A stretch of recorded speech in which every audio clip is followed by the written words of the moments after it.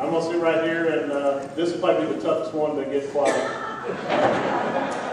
So Cliff is going to start us out. Anybody that knows me knows what a leap of faith it is for them to invite me to talk about Honduras. Keep it at 5 minutes, but I'm going to try real hard. And you also know, if you know me, what a blessing it is for me to be able to talk about this to you guys.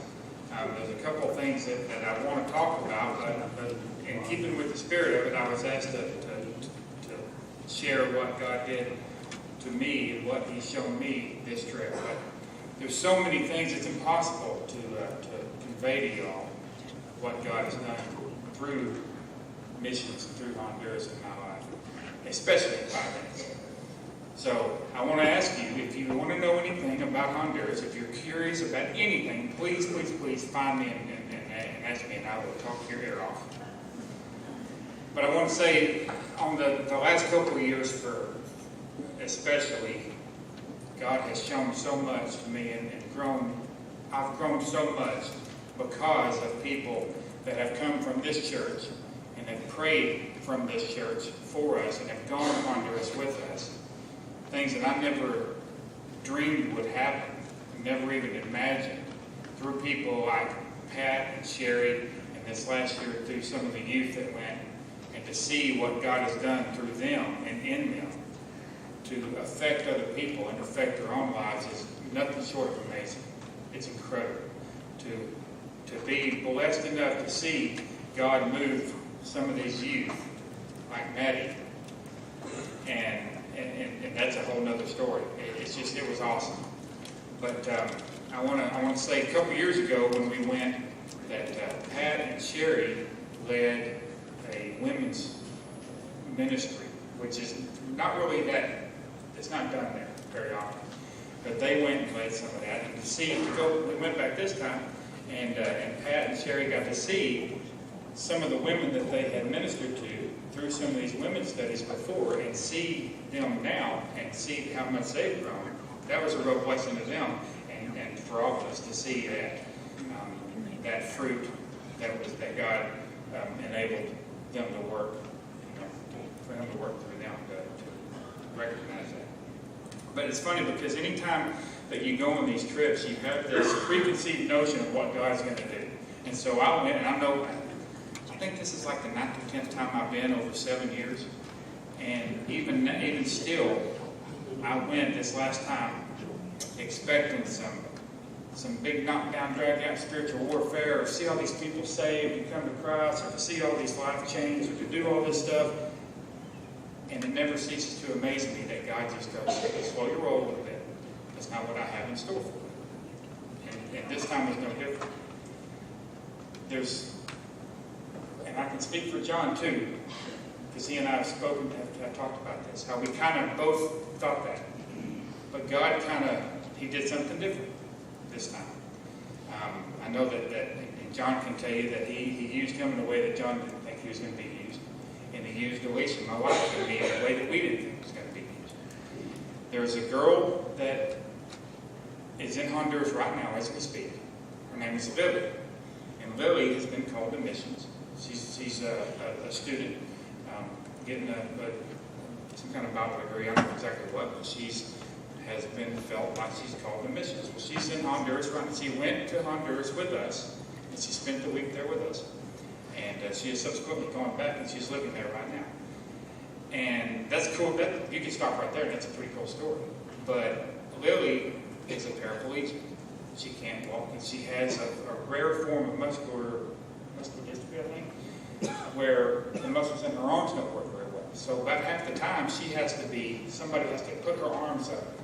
She can't even hug you. She has to do it, and we get a lifter to move in the car, because there's no ADA there. There's no HDA, Disabilities Act. There's nothing. They don't have anything like that. So everything you do, you have to be mindful of that. Well, whenever we were there, it just so happened that God put Alicia and me with Lily.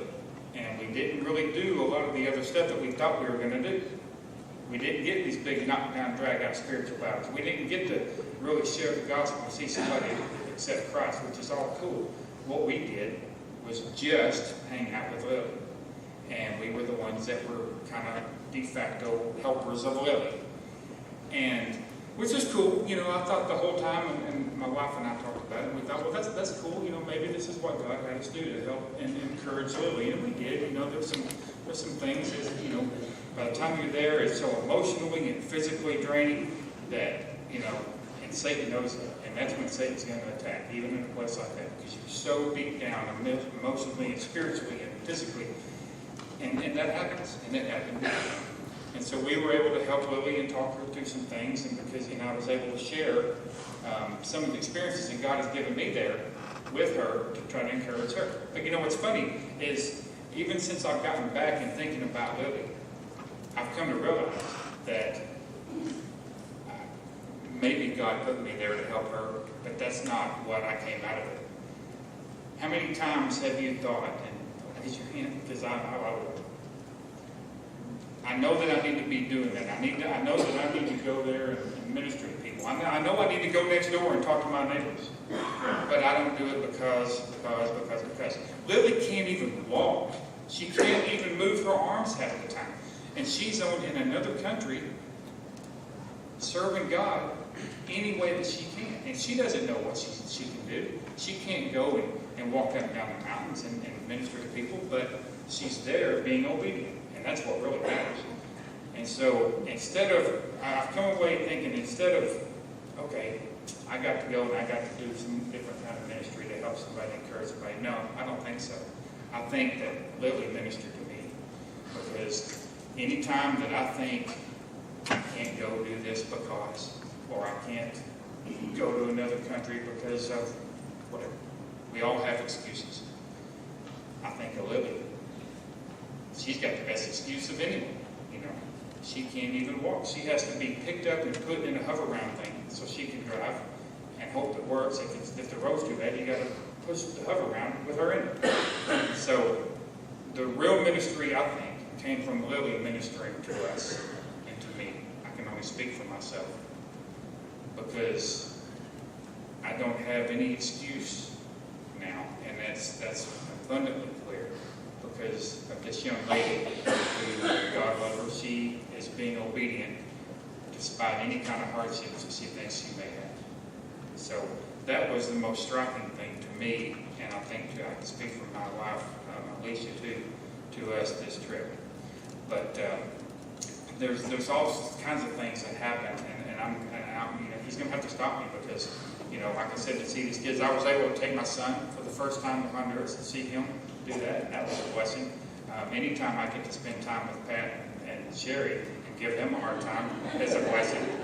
But I don't. I'm super nice to Pat. I never say anything. But I appreciate the prayers. That's the most important thing. If you guys, I would love for everybody in this building, in this room right here, to go to Honduras with us. And most of you, if you know me, you know that that's a wish of mine. But mostly, I appreciate the prayers.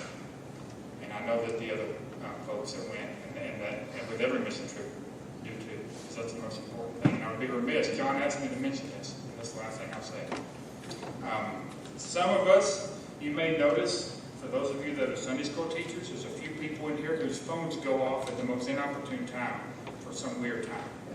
Well, there's a prayer initiative that Shannon, the missionary in Honduras, has come up with, and we've all adopted it. It's called the 938 Initiative, and it's this. We all know, everybody knows Matthew 9:37, which, and I'm probably going to get it wrong, but it's something like the harvest is plenty, but the laborers are few.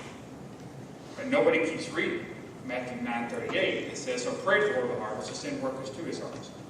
And so at 9:38 every single morning, our phones go off to remind us of Matthew 9:38 to pray for laborers, for God to send laborers to the harvest. So, I apologize, Thomas. That's why my phone goes off every morning, but I'm not going to stop that. And so I would invite you guys to jump on board with that too. With that, Honduras, with anything, please, if you have any questions at all, please come and talk to me, but I'll be there, because I will talk about it, and I won't shut up unless you just me. I appreciate the opportunity to come and talk to you guys about it, and again, please ask me if you have any questions.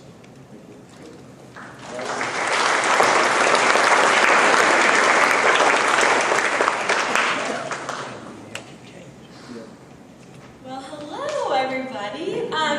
I kind of have the same problem as Cliff. Those of you who know me know that I can talk forever, so Pastor Grant may have to stop me. But I'm so happy that I get to talk to y'all. This is actually my last Sunday here for a while, so it's making it really special that I get to talk to all of you on my last Sunday. So this was my first time in Honduras, and it was amazing. There's not enough words in the dictionary to describe my experience there and what God did while we were there. And people that know me know that I like to plan things and write things out and make lists and make bullets, and that's what I did when I found out that I was going to be talking to y'all. So I had this list of what I was going to say, bullet points, all that. And then this morning on my way to church, God was like, so you're not going to talk about that, you're going to talk about this. And I was like, no, God, like I'm talking about this. I've already made the bullet points about it. I have to talk about this, you know? And he was like, no, you're going to talk about this. And I was like, okay, cool, awesome. So I'm going to talk about what I didn't think I was going to talk about. And I have a little story for y'all. So the youth kind of had a different experience than the adults did. We were with Shannon a lot throughout the week, which was amazing. I hope all of y'all get the chance to hear him speak sometime because it's just amazing. Literally, he went through the Bible, like the whole Bible, every chapter, every thing that's happened in the Bible within 10 minutes without any notes. He's awesome. And so we got to do training with him. And it was like the second or third day, and we were doing training at his house. And he was trying to share with the youth practical ways to share the gospel with people. And so he told us, every single one of us, to get a piece of paper and write down, how would you share the gospel with someone? And I was like, okay, I've never thought about that. So we all write how we would share the gospel, like 3 pages, most of us. Oh, this is how I do it. And we all think, oh, this is awesome, this is good. So he comes back and he's like, all right, so we're going to try it again. And y'all are going to, what key part, hold on. He said, okay, so we're going to write it again because we're going to talk about key parts that maybe some of y'all missed. So we all do bullet points, lists, about the key points of the gospel. And he's like, all right, so these are the key points. How many of you missed a key point? And we all raise our hand. And he's like, all right, so we're going to try again. So we all write 3 more pages of how to share the gospel. And we think, oh, now this is really good. We've got it this time. This is perfect. And so Shannon comes back and he says, so what verses did y'all use? And we're like, that's good. Yeah, I didn't use any verses. And we're all like, oh, cool, awesome. And he goes, all right, so let's make a list of all the verses that we're going to use. And we're like, all right. And we have this list of all these verses that we can use. And he was like, all right, we're going to write it again. And so 3rd time's a charm. And so we write the gospel now with key points and all the verses for a 3rd time. So we all have our neat, written out final draft of our gospel. And I'm like, this is so awesome. I'm going to use this when I go home, when I go to college, these people I meet at Walmart, I'm going to be able to be like, oh, here are the key points, here are my verses that I can use. It's going to be great because whenever you write things down, it helps you remember, it was awesome. So then, Shannon's like, so we're not done. And he says, find a partner of someone, we all know each other, we all go to the same church, find a partner. And now you're going to act like you're going to share the gospel with him. And I'm like, are you kidding me? Why? I don't want to. It's so much easier to think, oh, I can tell a stranger about this. But someone you know, a peer, someone in my grade, someone that goes to my church that I'm going to have to see, when I get back, to the hotel, I'm going to have to tell them. And so I'm freaking out. And the adults that were with me, the students that were around me, they knew, I was like, are you kidding me? This is going to be so awkward. So I go with Jasmine, and we talk, and she does great, and I'm kind of struggling. I'm like, okay, I'm really freaking out. This is so hard for me. And so we come back, and I'm like, okay, I did it. It's fine, and I got to do that again. And he's like, okay, so now find another partner. And I'm like, are you kidding me? Why are we doing this? Why am I having to tell people who know me, who know the gospel, how I wrote the gospel? And so I get the privilege to go with Miss Pat, and she was awesome, and she really encouraged me. But before I went with Miss Pat, she went and did something, and so I was sitting on the couch, really, really struggling with myself. Like, I don't like this. I don't like one-on-one with people I know. Strangers, sure. I mean, that's a little hard. Talking in front like this, I'm fine. Like, I don't care. I can talk to y'all. But one-on-one with someone that I know and having to tell them, you know, my personal story and how I would share the gospel and things like that, that is hard. That is so hard with someone who's close to you. And so I was struggling, and Shannon and Ryan just picked up on it, and Ryan was like, what is the matter with you? And I was like, I can't do this. I can't tell someone I know that's close to me about the gospel. I just can't do it. And he was like, yeah, you can, and you're going to. Like, you don't have a choice. Like, you're going to do it. And I was like, I can't do it. Like, and I'm like on the verge of tears because I'm just like in this panic. Like, I can't do this. I can't do this again. I already did it with Jasmine. I was struggling with her. I can't go with Miss Pat. Like, I'm freaking out.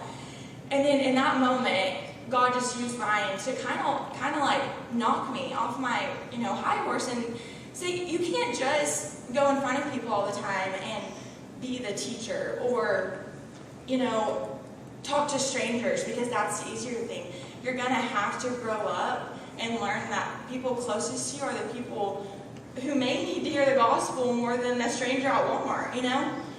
And so that was so hard for me. And that was something Shannon talked about a lot, which most of the time when you go on mission trips, it's like, all right, how are you going to reach the people at home that you never talk to, you know, the people you don't really talk to, you don't know. And Shannon was really like, no, like, don't just talk to the strangers, like, the people closest to you.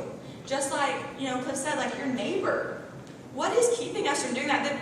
And my biggest thing, I was thinking about all these close friends I had at school that I never shared with, who are close friends, who I would call close friends.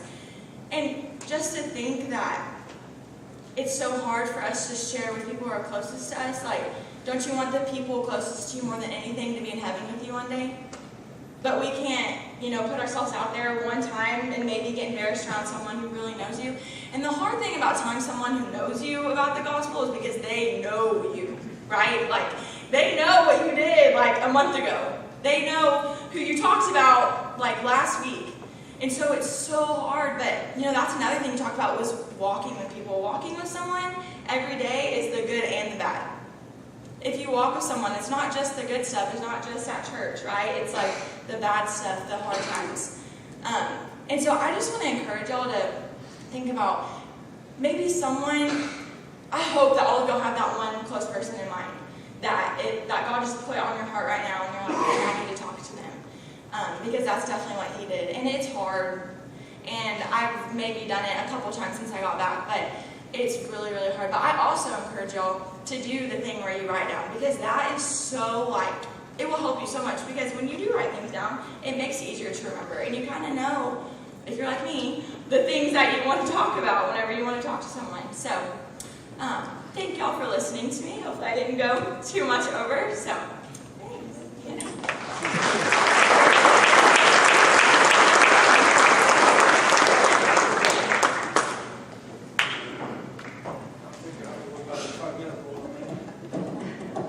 I went to Memphis with the high schoolers, and as you've heard in the past, our students are awesome. They handle themselves very well. They are hard workers. They are inspiration to me anyway. Our buses, they were a blessing. We got to travel in style. They were comfortable, as comfortable as they could be on a 500-plus mile trip. The thing that strikes me most about mission is the closeness that you feel with the folks that you go with. You get out of here with a group of people, and you travel a long ways, and you get to a place that's unfamiliar with you, for you, and you live together. You eat together, you work together, you look out for each other, and you become very close. You can feel the spirit in the place that you're at. In the evening times, early evening, Ryan has us get our chairs in a circle and have open conversation. It's kind of a good deal. We talk about all kinds of things, anything that goes on, and that kind of feels like family. It feels like family sitting around the living room having conversation with each other. That's pretty much the long and short of what I have to say. Thank you.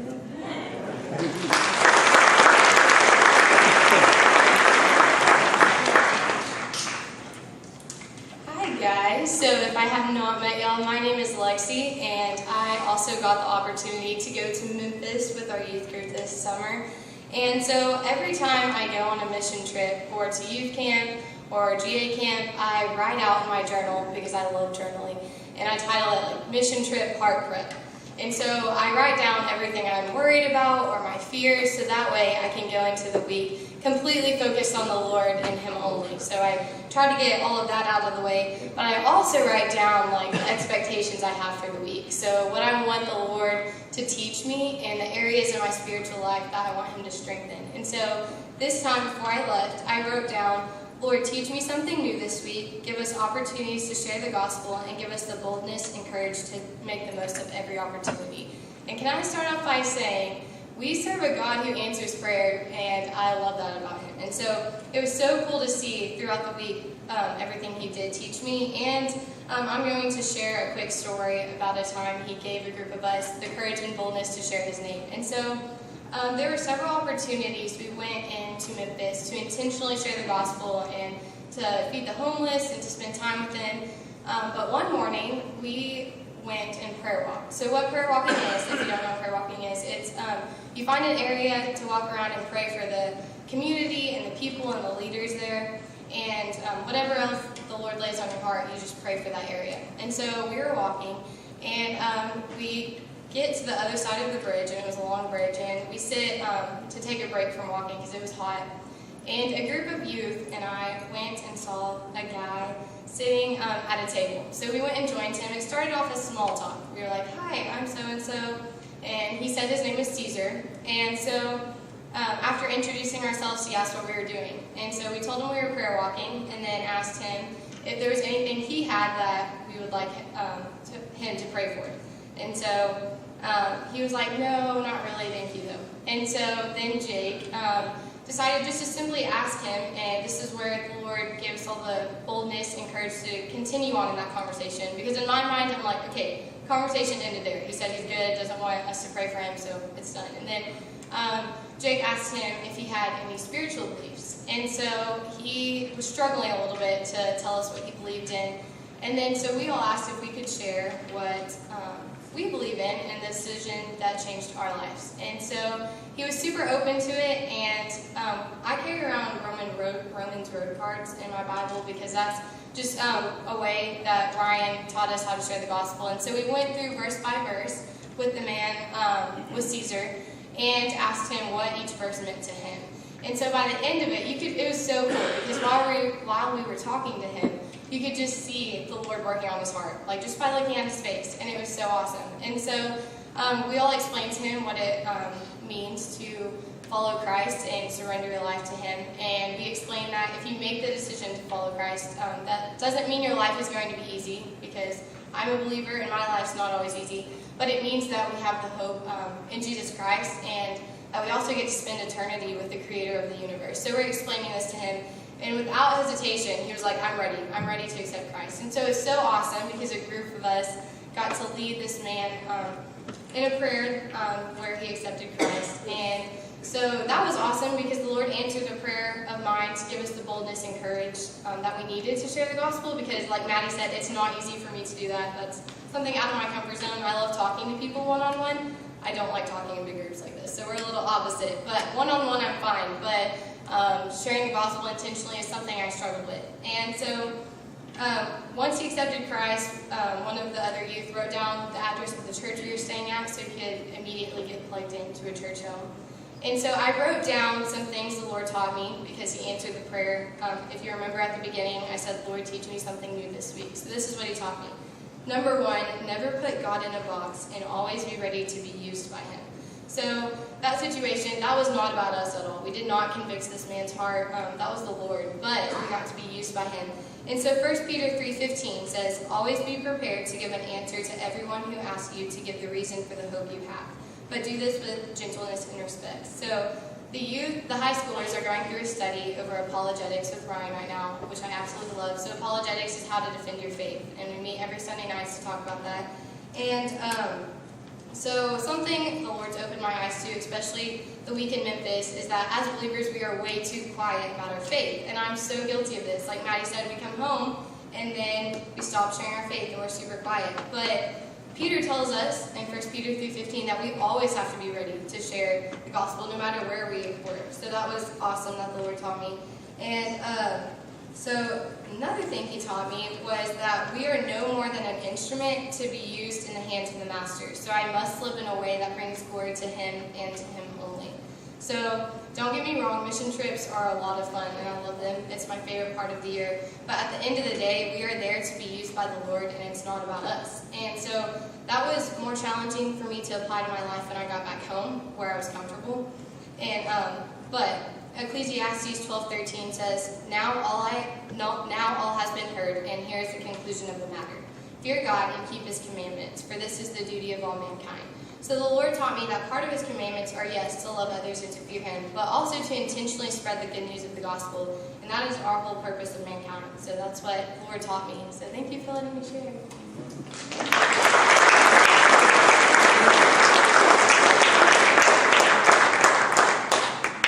We'll wrap this up, just take a couple minutes. I went on the Memphis trip primarily as a bus driver. It kind of felt fun, you know, that was my job. My responsibility was to drive the big bus, and I was the only one on the trip that could drive the big bus, and so I got to drive some more. But the first night of the trip, we were there, and the Praying Pelican Missions, which is the t-shirt we have on, there's a group that Ryan used to organize this trip in Memphis. One of their staff members asked us the first night, they said, we want you to give one word for the week. And I was thinking about listening to others, and the word that came to my mind was watching. And I was like, okay, watching. What in the world? And what just hit me? God was saying, Grant, this week, I want you to watch our youth, to watch how they work, to watch how people interact with them, to watch the dynamics in the group. But he said, but also, I want you to watch to see where I'm working. And you know, we had just finished up not long ago experiencing God. And one of the first things you learn in experiencing God is find where God is working and join Him. And so we went through the week and I would see things and enjoy it. One night we went to a place called the Calvary Rescue Mission. Calvary Rescue Mission is a homeless shelter that they take in men for the night, and they give them a shower, a meal, place to sleep that's safe, secure. Then the next morning after breakfast they go out and whatever they're doing through the day, then they come back in at the evening time. I've been to a number of different rescue missions like that. Union Gospel Missions is a term you always hear quite often. And so we knew that we were going there, and I had this idea of what it was going to be.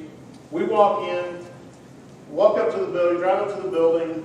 They had just finished this new building, a beautiful building. They had not moved into it yet. And it's in the front part of their property. Where they are at the time we were there, where they were working out of, to be quite honest, it is an old, rundown, beat-up building. They keep it in good shape, as good as you can keep a building that is probably 50 years old, with 40 homeless men coming and sleeping in every night. You can just imagine that as a recipe for a horrible building. They did a great job of keeping it up. And I watched what was going on, and just almost immediately you get this feeling that there's something different at Calvary Rescue Mission than Union Gospel Missions and other places where I've been to. And then I started thinking, what is it? When we went through the night, we fed them. We got to hear from their workers, the people that were there, talking about what they do. A couple of the guys told their stories. And one of the things that jumped out at me is, man, one of the things that's different here, the workers here, the people that run this place, they came there the first time to stay. The guy who is actually, I don't know, I would call him like the general manager of the facility. I think he's called actually a house manager or something. But he told his story. He said, I would call myself an out-of-town drug addict. And what he meant by that was, where the town that he lived in, little town he lived in, he never did drugs in that town. But he would go out of town, he would make a trip, he'd hitchhike somewhere, go on a drug binge, And when he ran out of whatever, he would come back home and he wouldn't be drinking enough. He knew something was wrong with his life. He came to Memphis. He was going to hitchhike from Memphis to Seattle for all, I don't know why he was going to Seattle, but he was going to hitchhike to Seattle. And he had 3 days before he was going to start out. And he needed somewhere to sleep. And so he walked into the Calvary Rescue Mission. That was 22 years ago. He never left. Started for 3 days. God got a hold of him. God changed his life. And he stayed. And eventually he got on staff, became a dorm manager, kind of watching over the place where the guys sleep, and rose up through the ranks into where now he's basically the manager of the entire facility. You know, I was thinking, what is it? The other guys, the dorm managers, one of them had been there 7 years, I think, and the other had been there 14 years or something like that. They all came with that same story. I came here for a place to sleep, and God got a hold of me. And I thought, well, what is the difference? Because we went to another facility, and it was a facility for ladies who were coming out of prostitution. Now, this facility has not been there near as long, so they don't have a long track record. But they've been open for a couple of years, and we started asking, and they said they have a whole program set up for 2 years that the ladies would go through, getting off of drugs, getting their life turned around. And the person who was running it said, we haven't had anybody stay for the full time there. They've all left long before. And you know, I was thinking, my first thought was, I want to know what those stories of those ladies are after they leave here. Are they staying out of that lifestyle? Are they getting back into a life that's honoring to God and healthy? Or are they going back into drugs and prostitution? There's a difference between those two places. And here's the difference. 1 Corinthians chapter 1, verse 7.